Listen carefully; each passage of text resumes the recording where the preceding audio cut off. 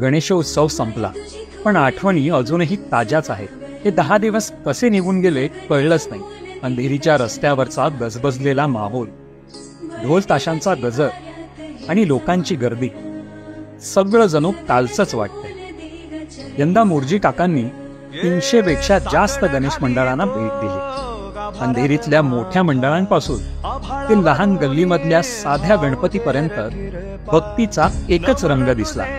त्याचबरोबर मोर्जी काकांनी कोकणात जाणाऱ्या आपल्या भाविक चाकरमान्यांसाठी 100 मोफत बसेसची व्यवस्था केली आणि हजारो लोकांनी या बसेसचा लाभ घेतला आणि सुखरूप आपल्या गावाकडे आपल्या गणपती दर्शनासाठी पोहोचले.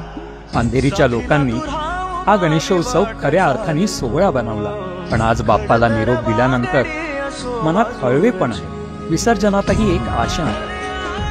गणपती बाप्पा मोरया, पुढच्या वर्षी लवकर या.